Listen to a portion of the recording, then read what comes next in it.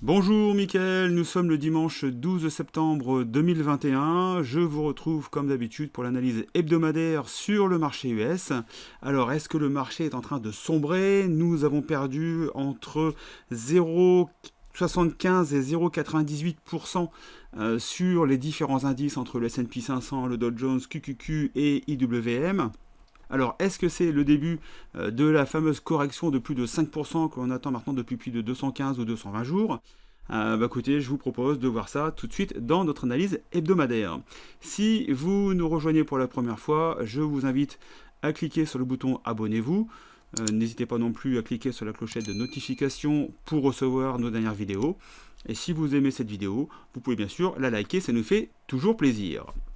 Alors, commençons par le Dow Jones. Alors, au niveau du Dow Jones, nous voyons que par rapport au presque plus haut historique, voilà, donc qui date ici du 16 août, donc quasiment un mois de cotation, on a perdu que 3%, même si on a perdu 0,78% sur la dernière journée. Alors, ce qu'il faut voir également, c'est que la baisse s'est surtout faite en fin de séance. Moi, j'étais pas là sur la fin de séance, j'étais là en début de séance et ça se passait plutôt bien. Mais si on regarde en 4 heures, vous voyez que, on verra ça sur les autres indices également, vous voyez que voilà, on a une dernière bougie, voilà ici, relativement importante, et ça, c'est présent sur tous les indices. Vous voyez ici sur le S&P 500 pareil, QQQ pareil, et Russell 2000 pareil. Voilà, je vais revenir sur le Dow Jones en daily, voilà. Alors, est-ce qu'il faut s'inquiéter de cette baisse de quasiment presque 1% sur les différents indices? Alors, vous voyez, on n'est qu'à moins de 3% de baisse en général depuis les plus hauts historiques qui ont eu lieu pour certains indices, soit la semaine dernière, soit il y a 15 jours, 3 semaines. Donc on est encore loin de la fameuse correction de 5%, voire plus. Ici, au niveau du Dow Jones, c'est clair que là, on vient de casser ici le support de cette zone de tendance haussière, de ce canal haussier ici. Voilà, on est sur une zone des 34 630 qui, voilà, on est venu toucher ici à plusieurs reprises cette zone. Ça pourrait servir de support. Est-ce que les marchés, la semaine prochaine, vont vouloir corriger un peu plus pour continuer à baisser, ou est-ce qu'ils vont vouloir se reprendre? On verra ça lundi à l'ouverture. Clairement, on voit que certains indices tels que le MACD et le RSI, alors je ne vais pas vous le faire à chaque fois, puisque dans la préparation de mon analyse, vous verrez que le MACD et le RSI, donc 99% des graphes que je vais vous présenter, sont repartis à la baisse. Voilà. Alors, au niveau du Dow Jones, ici on a également cassé la 50 jours. Il se pourrait, alors au niveau des baisses, si on devait avoir différents objectifs baissiers, on pourrait ici avoir les 33 690, qui est l'ancien plus bas.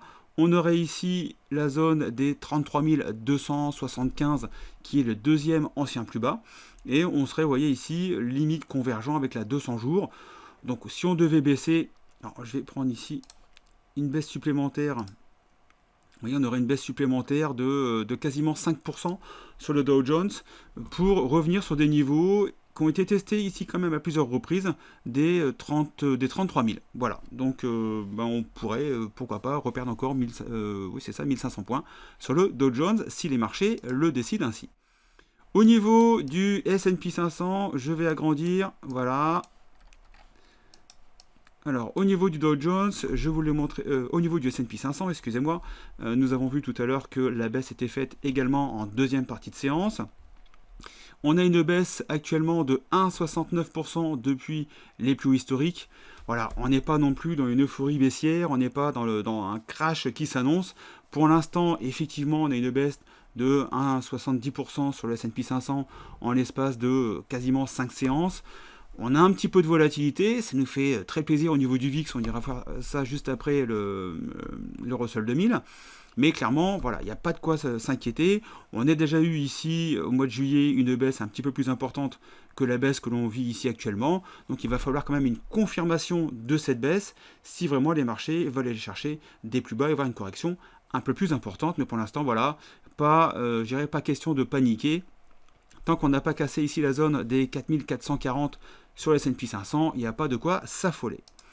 Au niveau du QQQ, le Nasdaq 100, là ici on avait, je vais l'agrandir un peu, voilà, on avait ce canal haussier, et là on est venu le casser. Vous voyez, sur les 3 dernières séances, à partir de mercredi, jeudi et vendredi, on est venu casser avec une baisse de quasiment 0,80% ce vendredi, mais on n'a toujours pas cassé ici la 50 jours. Donc il se pourrait, comme on a eu le cas donc à la mi-août, de venir chercher, pourquoi pas, ici la zone de la moyenne mobile à 50 jours, ce qui nous ferait une baisse, voilà, potentiellement supplémentaire d'à peu près 2,5%, enfin 2,30, 2,5%.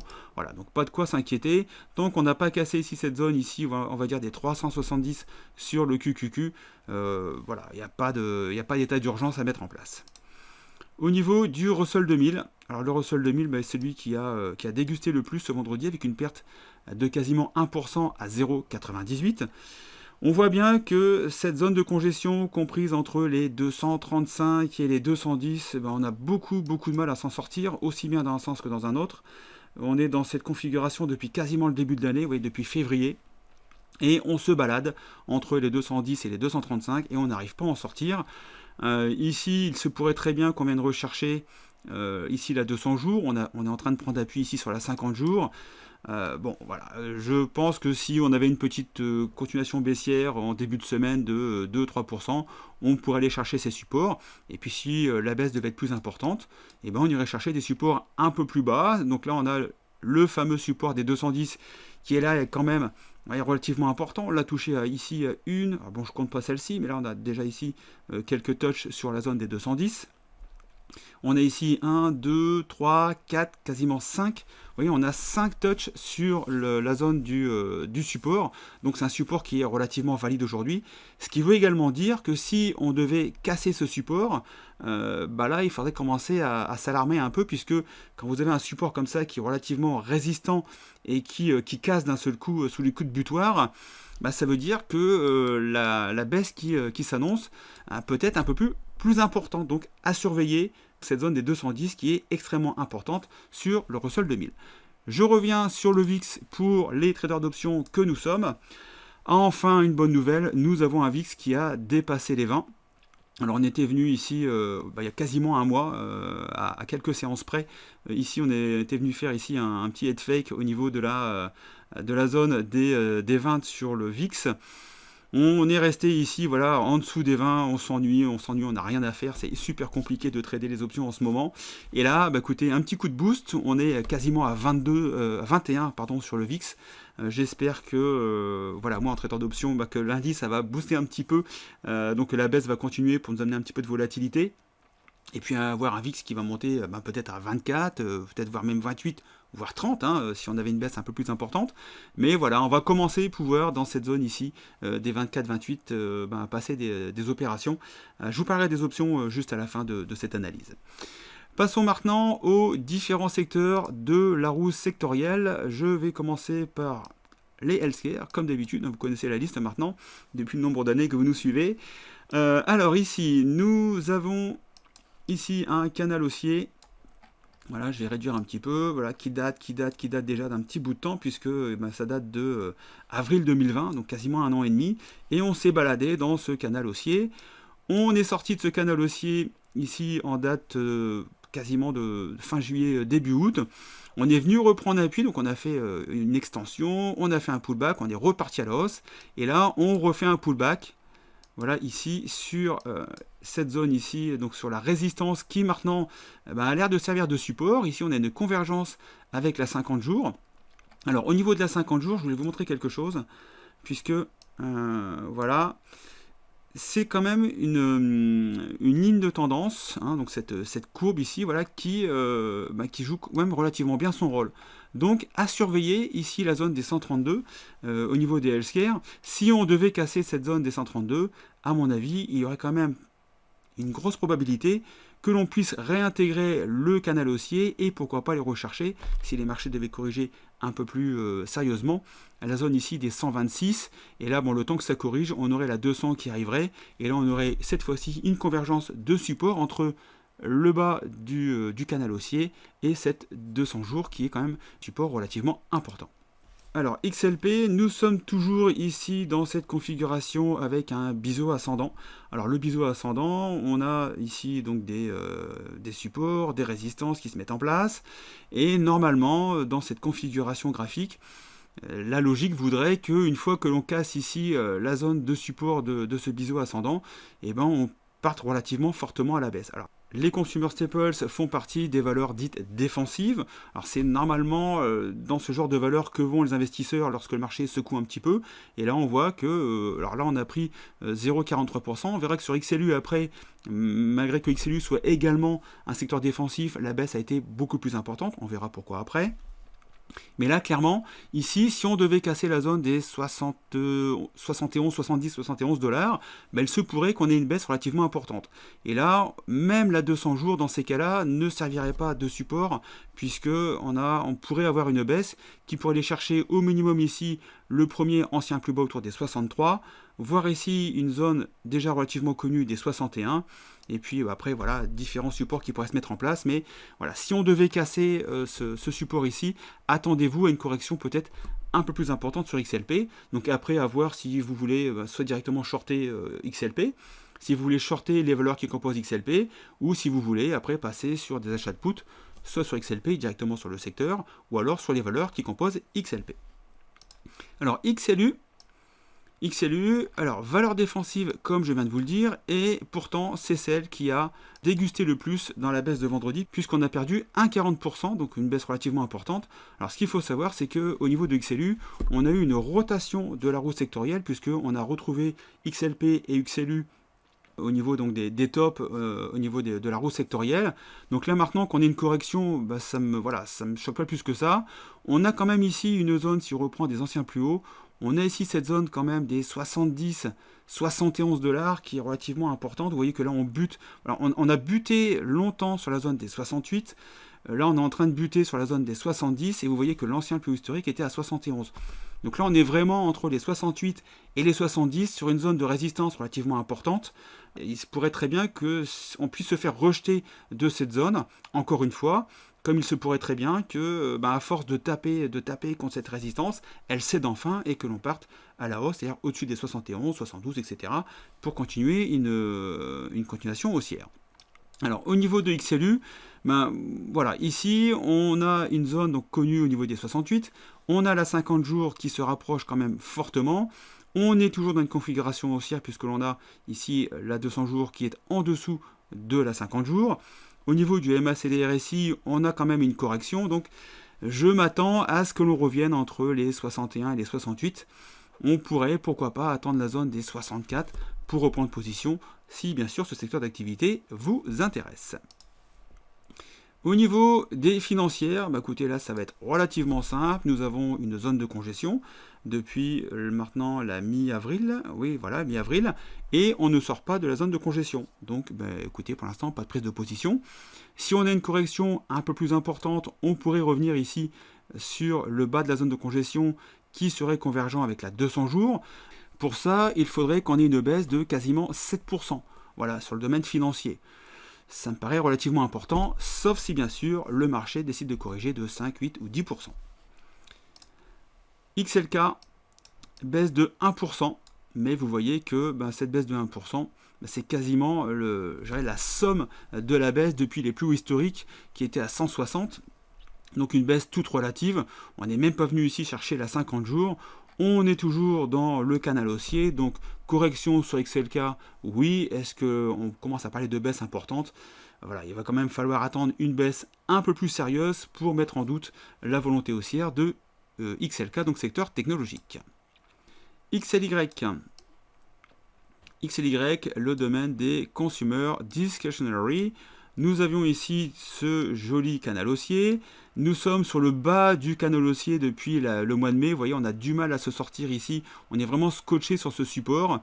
Là, on est en plus maintenant dans une zone de congestion. Donc, on est à la fois dans une zone de congestion, scotché sur un support. Voilà, donc la valeur, même si elle est relativement haussière, puisqu'on est quand même passé ici de 168 à 182, donc une légère hausse au niveau du domaine XLY. C'est pas non plus le secteur qui pousse le plus. Donc si vous cherchez un secteur avec du rendement, je suis pas sûr que XLY soit vraiment le secteur qu'il faille rechercher actuellement. Pour l'instant, on n'a pas de volonté haussière très marquée, on n'a pas de volonté baissière très marquée non plus, donc voilà, plutôt neutre sur ce secteur d'activité. XLB, le domaine des materials. Voilà, donc on avait ici fait des plus hauts historiques après une très forte montée sur le mois de mai, sur le mois de juin, et depuis le mois de juin, bah voilà, on corrige quand même pas mal. On a ici, alors j'ai dessiné une zone de congestion, je vais peut-être pouvoir la redessiner.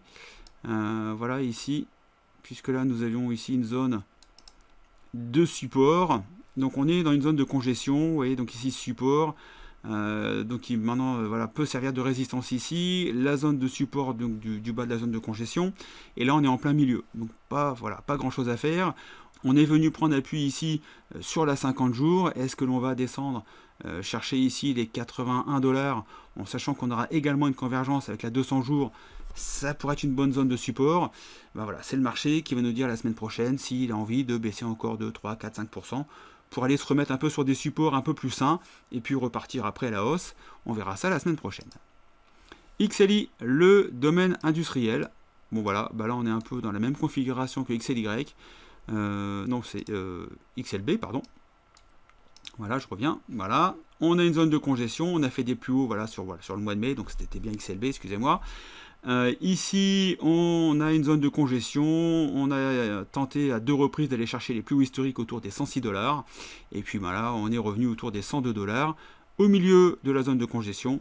Écoutez, là pour l'instant, il n'y a pas de choses à faire en ce qui me concerne sur le domaine industriel. Le domaine énergétique.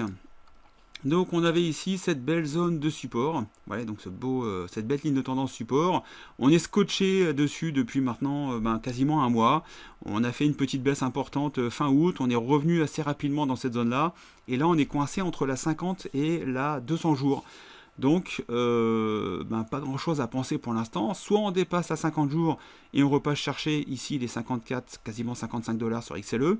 Soit on casse la 200, on va chercher l'ancien plus bas très récemment, puisqu'il date d'un mois, autour des 45. Et là, si on casse les 45, après, c'est direction quasiment les 38. Donc une baisse relativement importante. Je ne pense pas que le domaine énergétique plonge comme ça relativement rapidement. Là, on est en fin d'été, on va arriver à l'automne. Dans certaines régions, les températures vont commencer à baisser. Il y a d'autres où ça va monter, on est bien d'accord, dans l'hémisphère sud notamment, mais le gros de l'activité se passe quand même dans l'hémisphère nord. Il va y avoir un besoin d'énergie, de gaz, de pétrole, etc. Donc voilà, donc je suis relativement confiant sur le fait que même si on devait stagner autour des 47-50 $ sur XLE, voilà, on ne puisse pas aller beaucoup plus bas. Après, c'est juste mon analyse. D'ailleurs, si vous regardez au niveau du pétrole, vous voyez qu'au niveau des futurs du pétrole, vous voyez, on n'est pas sur une tendance baissière. Même là, on est sur une zone de correction puisque on avait très fortement monté après la crise du Covid. On avait fait un plus haut à 76 $ le baril. Alors aujourd'hui, on est à 70. On est quasiment sur des plus hauts depuis pas mal de temps. Mais on n'est clairement pas sur une tendance baissière. Donc je ne pense pas que XLE soit derrière relativement baissier également. Ça reste pour moi un secteur qui va continuer à pousser un petit peu. Puis, écoutez, après on verra. Voilà. Alors XRT, le domaine du retail. Bon, écoutez, là, on va passer relativement vite puisque vous voyez qu'on est carrément scotché sur la zone des 92-95. On a bien fait un plus haut historique à 98, mais on n'arrive pas à dépasser cette zone des 95-98. Il faudrait vraiment que l'on force sur les 98, voire dépasser les 100 pour avoir un réel signal haussier sur le domaine du retail.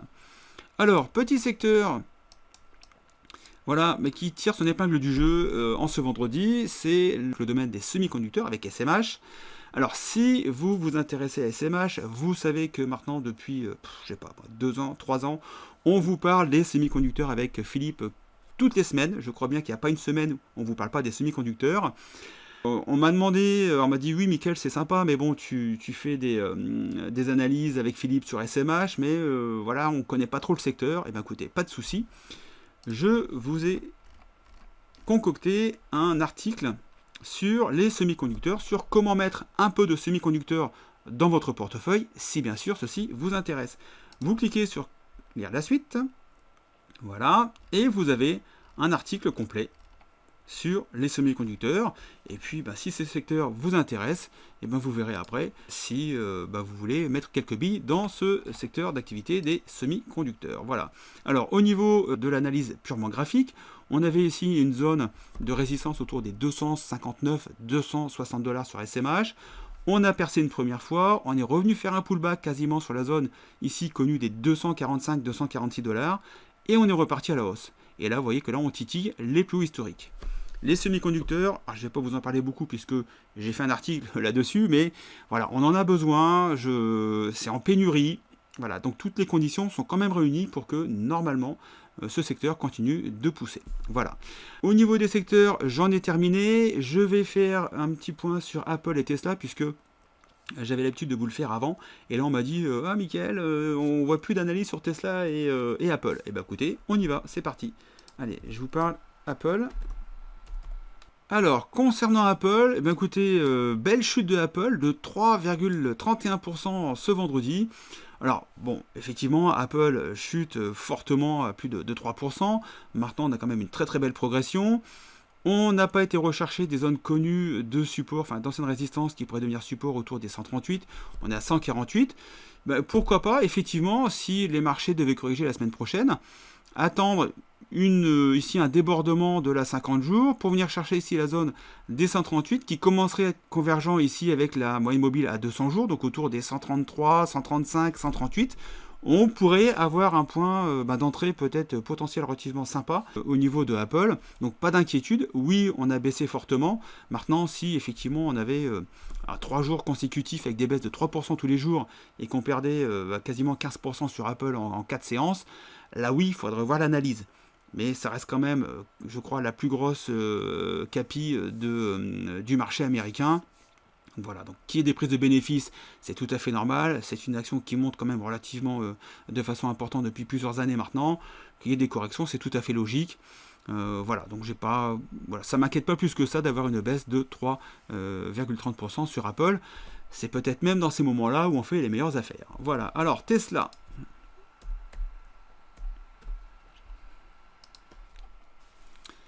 Tesla, alors on a eu effectivement une euphorie sur 2020 où l'action est passée, alors je sais plus, de 300 à quasiment 800.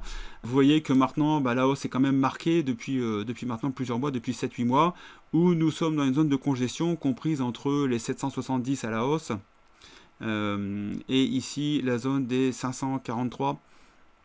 Alors pas la hausse, excusez-moi, au niveau de la résistance et 541 au niveau du support. Ici, on est toujours au-dessus de la 50 jours qui converge complètement ici avec la 200 jours. Il se pourrait que on vienne rechercher les 700 $. Là, ici, vous avez une zone assez importante de support. Vous avez quasiment 3 supports voilà, autour des 700 $. Si on devait perdre encore 30 ou 40 $ sur Tesla et que cette compagnie vous intéresse, ça pourrait être un point intéressant. Vous voyez qu'en plus la 200 jours joue quand même pas mal son rôle. Ici la 200 jours, ici vont jouer, voilà, ici a joué son rôle en mars 2020. Bon, après on a une belle explosion du prix. Et vous voyez que là, ici entre mai et juin 2021, la 200 voilà, a servi évidemment au cours donc sur ce support. Et là vous voyez que là, à chaque fois qu'on vient chercher la 200, on repart. Donc pourquoi pas une petite baisse de, voilà encore, on va aller le calculer tout de suite. 40 $, ça va faire quoi? Ça fait moins de... Ça fait 4%. Ouais, donc une petite baisse du marché de 4-5%. Tesla reste dans le range de baisse de 4-5%. Et vous pouvez rentrer sur Tesla autour des 730. Ça pourrait être, pourquoi pas, une bonne opportunité pour cette fin d'année. Voilà. Alors, pour finir cette analyse, je voulais également vous parler de la formation option, puisque nous avons lancé officiellement la formation option. Il y a eu un pré-lancement qui a été fait au mois de mai dans certaines conditions. On a déjà eu quelques membres qui nous ont suivis sur cette formation option. Si vous êtes intéressé par le trading d'options, vous avez ici une page de présentation. Donc vous cliquez, hop, vous voyez ici sur formation option. Vous venez sur la page de présentation et on vous explique l'intégralité de cette formation. Alors pourquoi les options? Qui peut faire des options? Est-ce que vous dites voilà, moi je suis complètement débutant en bourse, est-ce que je peux faire des options? Oui, je vous montrerai juste après pourquoi. Donc vous avez ici donc l'explication complète. Alors, au niveau de cette formation option, bien sûr, j'ai participé, Philippe également, et nous avons nos deux collègues, José et François, qui ont également participé. Donc, vous avez ici des screenshots de performances, donc plutôt des belles performances sur une année glissante ou depuis un an. Voilà, donc on a José et François qui sont membres du staff de la Bourse sans stress. Vous avez ici voilà, différents arguments sur cette page de vente, et vous avez ici donc l'explication. Si vous êtes débutant, vous pouvez tout à fait commencer cette formation option, puisque vous avez une formation action qui est dédiée pour les débutants. Donc vous aurez, avant de commencer les options, une formation complète sur les actions, et ensuite vous aurez accès à la formation option. Voilà. Vous avez différents bonus également, avec donc des accès à des salons Discord. Vous avez un coaching illimité pendant 6 mois. Vous pouvez me poser toutes vos questions par email, par visio, enfin tout ce que vous voulez. On sera là absolument tout le temps avec vous pour vous aider dans cette formation option. Vous avez donc une foire aux questions. Alors aujourd'hui, vous voyez, c'est 45 années d'expérience pour vous accompagner dans cette formation option. Alors je peux vous dire qu'en 45 ans d'expérience cumulée, on a fait des erreurs, et ça nous permet de mettre en avant les erreurs que nous on a fait et que on vous conseillera de ne pas reproduire. Voilà, donc vous avez toute une page de présentation. Vous avez également donc une foire aux questions. Voilà, ici, et vous regardez si cette formation vous intéresse. Je reste de toute façon à votre disposition. Si vous avez la moindre question, si vous avez le moindre doute par rapport à cette formation, vous pouvez toujours m'envoyer un email à michael@laboursesansstress.com. Je mettrai le lien sous la vidéo, et on pourra même se faire une conversation par Messenger ou Skype si vous voulez vous rassurer par rapport à cette formation option. Voilà, j'arrête de vendre ma saucisse. Sur ce, je vous souhaite une bonne semaine de trading. Comme d'habitude, trade safe, à bientôt. Ciao, bye bye.